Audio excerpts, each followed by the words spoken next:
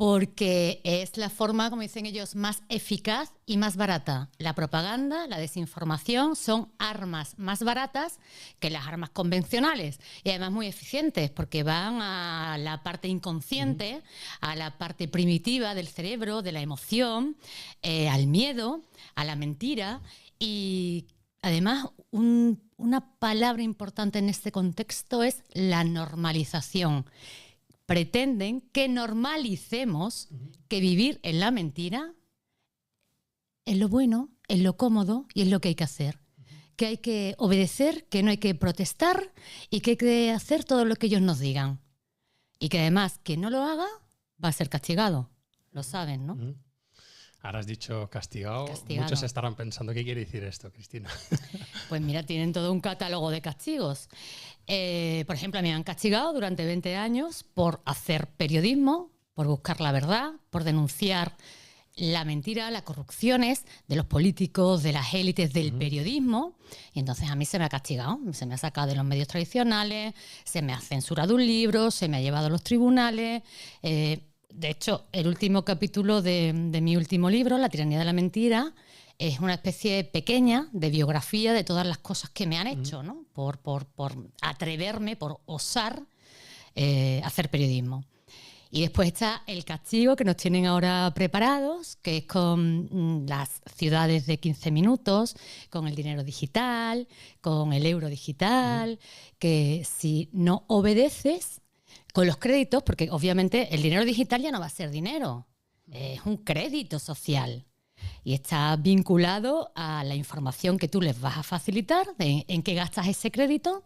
Y si no lo usas como ellos te dicen que lo tienes que usar, siendo un buen ciudadano, contribuyendo para evitar el cambio climático, contribuyendo para evitar la guerra, o lo que ellos llaman la igualdad de género, pues te van a ir quitando puntos, te van a ir castigando y depende de los puntos que te queden, podrás acceder a la universidad, podrás viajar, podrás tener un pequeño comercio. O sea, es un castigo y ese es el castigo más bestial que se han podido inventar, porque claro, la perversidad mental de estas élites que están enloquecidas y que lo quieren todo, nunca han tenido en sus manos la tecnología que hoy se está desarrollando con los software que llaman de inteligencia artificial. Pero claro, de inteligencia no tienen nada.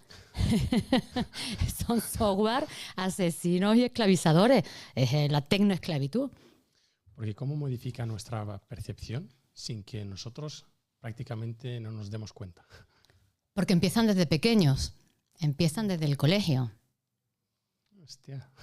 Claro, por ejemplo, la Agenda 2030, que es mi libro anterior, Libertad o Tiranía, pues ya está introducida desde hace tiempo en los currículum escolares. Entonces a los niños se les dice que tienen que tener mucho miedo y que tienen que dejar de tener hijos y que tienen que dejar de comer carne porque el planeta se está calentando por nuestra culpa.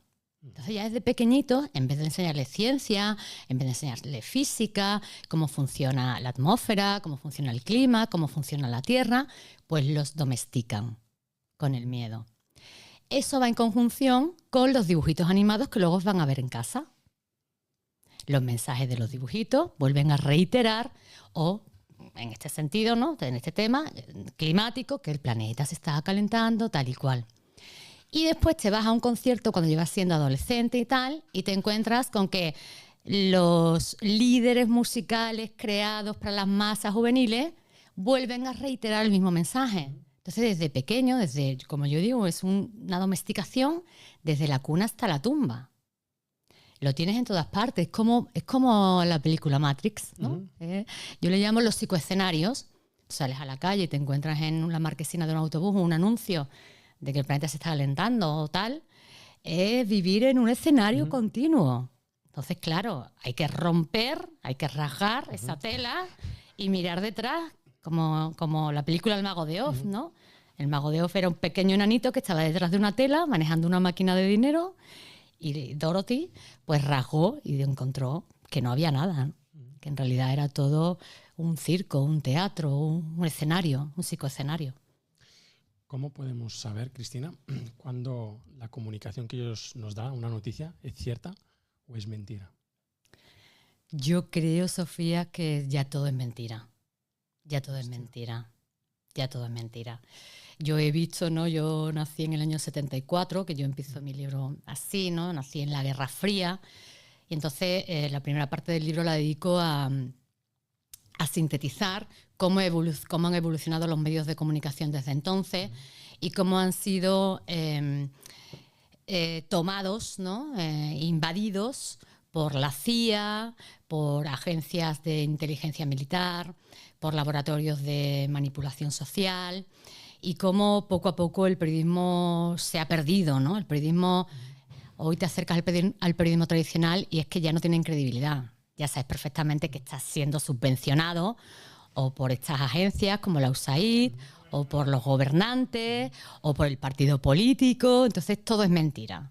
Y yo explico la evolución, ¿no? Y te doy datos para que veas que realmente hay un estudio periodístico, un estudio académico de este declive. ¿Qué pasa en contraposición? Cuando llegaron las redes sociales, nos vendieron como la democratización de la información, la democratización del periodismo. El ciudadano puede convertirse en periodista, pero en cuanto el ciudadano o periodistas como yo en las redes empezamos a utilizarlo, a criticar, a exponer las corrupciones, ya no les interesó. Y es cuando empieza la censura. Crean una industria de la censura. Pero no pueden con ello. Somos ya tantos, son tantas voces, son tantos ciudadanos. Es tan grotesca la mentira, es tan bestial la manipulación, la desinformación y el caos, que ya no lo pueden ocultar, Sofía. Es que se les está yendo al traste. Porque, Cristina, ¿cómo podemos luchar, voy a utilizar esta palabra, ¿no?, para combatir o tener las herramientas necesarias para que nos influyan? Porque ves, el 90% de la sociedad está como manipulado. Conocimiento. Porque ellos que quieren que no pensemos, y por eso nos roban la información con la que se elabora el conocimiento, y el conocimiento nos lleva a la sabiduría. Porque son sabios los abuelos, las abuelas, por el conocimiento acumulado. Por eso hay que quitarlos de en medio también, ¿no? Ahí está otra de las políticas, la eutanasia, porque ya a los mayores no les renta, porque ya no trabajan y cobran una pensión. Entonces hemos visto como cuando surgen determinados eventos, se inyectan determinadas pócimas mágicas, pues los ancianos mueren, ¿no? Esto nos recuerda mucho a las políticas hitlerianas, ¿no? La eugenesia. En este sentido es súper importante tener conocimiento, es muy importante abrir un libro, nos guste más o nos guste menos. Los libros han sido vehículos de conocimiento. Todavía estamos en el siglo XX, todavía estamos hablando de la sabiduría que nos dejó Aristóteles, que nos dejaron Séneca. Y en este sentido hay que meditar, hay que reflexionar, hay que leer, hay que subrayar, y eso es lo que nos da el conocimiento.